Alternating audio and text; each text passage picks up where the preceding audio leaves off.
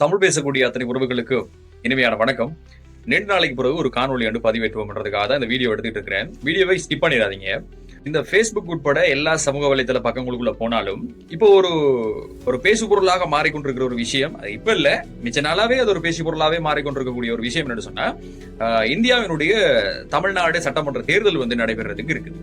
இன்னும் ஒரு மாதங்கள்ல 5ஆம் மாத கடைக்குற்றல்ன்றாங்க, 4ஆம் மாத கடைக்குற்றல், இப்படி தேர்தல் நடைபெறதுக்குரிய மாதிரியான வாய்ப்புகள் இருக்குது. அதற்கேற்ற மாதிரி இந்தியாவில் தமிழ்நாட்டில் இருக்கக்கூடிய எல்லா கட்சிகளும் அவர்களுடைய பிரச்சாரங்களை செய்து கொண்டிருக்கிறார்கள். அவர்களுடைய பிரச்சாரங்களுக்கு பின்னால அந்த கட்சியினுடைய தொண்டர்கள், ஆதரவாளர்கள் என்று சொல்லி நிறைய பேர் படையெடுத்து ஒதுங்கி அவர்களுக்குரிய மாதிரி வித்தியாசமான முறையில் ஒவ்வொரு கொள்கைகள், சித்தாந்தங்கள், நெறிகள் அடிப்படையில் அவங்களுடைய பிரச்சாரங்கள் எல்லாம் நடைபெற்றுக் கொண்டிருக்கிறது.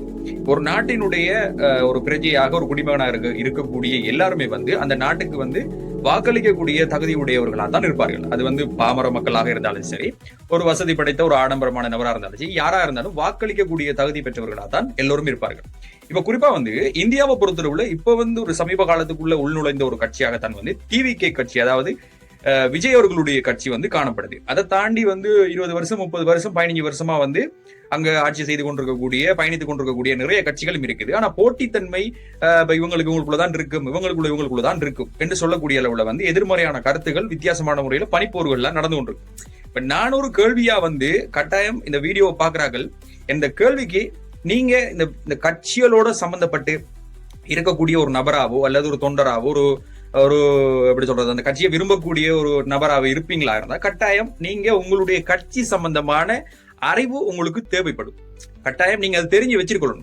இப்ப நீங்க ஒரு கட்சியில நீங்க பயணிக்கிறீங்களா இருந்தா, ஒரு அரசியல் கட்சிக்குள்ள நம்ம போறோமா இருந்தா, அந்த அரசியல் கட்சியினுடைய கொள்கை என்ன, கோட்பாடு என்ன, எதிர்கால சிந்தனை என்ன, உங்களுடைய திட்டங்கள் எப்படி வகுக்கப்பட்டிருக்குது, துறை சார்ந்த நகர்வுகள் எப்படி இருக்கும் என்றது எல்லாமே கட்டாயம் நமக்கு தெரிஞ்சிருக்கணும்.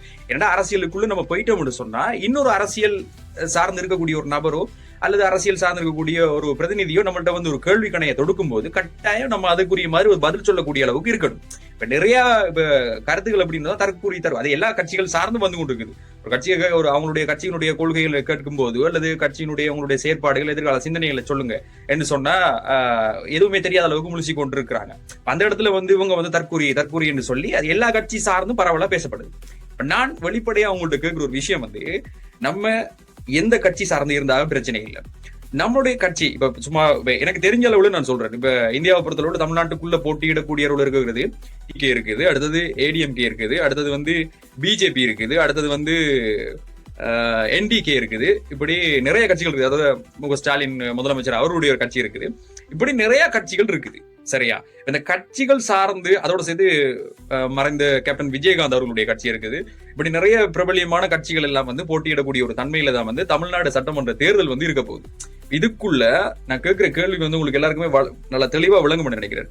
கட்சி சார்ந்து நம்ம பயணிக்கிற நம்மளுடைய சிந்தனையை தவிர விட்டு நம்மளுடைய கட்சியினுடைய அந்த தலைவராக இருக்கக்கூடிய, பொருளாளராக இருக்கக்கூடிய, அந்த கட்சியை நெறிப்படுத்தி கொண்டு செல்லக்கூடிய அவர்களுடைய சிந்தனை, செயற்பாடு எப்படி இருக்குது, அப்படி என்னென்ன அவங்க ஒரு நோக்கத்தின் அடிப்படையில இந்த அரசியல் கட்சியை நகர்த்தி செல்றாங்க என்றது அந்த கட்சிக்குள்ள இருக்கக்கூடிய தொண்டராக இருந்தாலும் சரி, யாரா இருந்தாலும் எல்லாருக்குமே தெரிஞ்சிருக்கணும். அதுக்காக தான் இந்த விஷயத்தை கேட்கிறேன். வீடியோ பார்த்துக்கிட்டு இருக்கிறார்கள், நான் இந்த கட்சியை சேர்ந்தால் எங்களுடைய அரசியல் கொள்கை இப்படித்தான் இருக்குது. 2026ஆம் ஆண்டு சட்டமன்ற தேர்தலில் நாங்கள் வெற்றி பெற்று இத்தனை ஆசனங்கள் அடிப்படையாக கொண்டு பெரும்பான்மை மூலமாக ஒரு முதலமைச்சர் ஆசனத்தை நாங்கள் கைப்பற்றுவோமாக இருந்தால் எங்களுடைய ஆட்சி இப்படியான செயற்பாடுகளை செய்யும் என்று சொல்லி இந்த வீடியோ பார்க்கிற நீங்க கட்டாயம் கமெண்ட் பண்ணிட்டு போங்க.